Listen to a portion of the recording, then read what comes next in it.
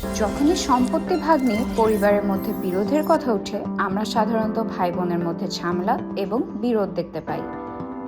এই বিষয়টি প্রায় সব পরিবারে ঘটে, এমনকি সেলিব্রিটিদের পরিবারেও। যেমন সম্প্রতি পপির পরিবারে ঘটেছিল এক মর্মান্তিক ঘটনা। কিন্তু রুনা খানের পরিবারে তার ছোট ভাই তুহিন যেটা করেছে তা সত্যি এক বিশেষ দৃষ্টান্ত স্থাপন করেছে।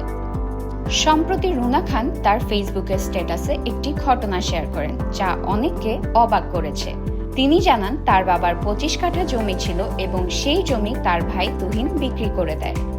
তবে সবচেয়ে চমকপ্রদ বিষয় হলো তুহিন বিক্রির অর্ধেক টাকা রুনা খানকে দিয়ে দেয়।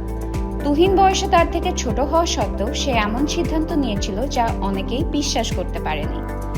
অনেকেই তাকে বলেছিল, আমাদের দেশে সাধারণত ভাই বোনের সম্পত্তি ভাগাভাগি এমনভাবে হয় না, এবং তোমার বোনের আয় যদি 10 টাকা হয় তাহলে তোমার আয় 1 টাকাও নয়, এমনটা করা ঠিক হয়নি। তবে তুহিনের উত্তর ছিল, আমার বোনের আয় আমার থেকে বেশি, তাই আমি তার কাছ থেকে অর্ধেক জমি নিয়েছি। এখন এই বক্তব্যটা বুঝতে হলে রুনার অতীতের কথায় ফিরে যেতে হবে। রুনা খানের স্ট্যাটাসে বলা হয়েছে তার বাবা যখন অবসর নেন তখন রুনাই একমাত্র উপার্জনক্ষম ব্যক্তি ছিলেন।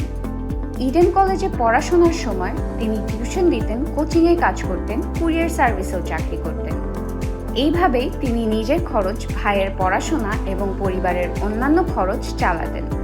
তুহিন তার বোনের এই ত্যাগ এবং অবদান ভুলে যায়নি। সে স্ট্যাটাসে এটাও বলেন, তুহিনের কথা হচ্ছে বাবার এই 25 কাঠা জমি যে 25 বছর ধরে টিকে আছে, এর কারণও রুনা নিজেই।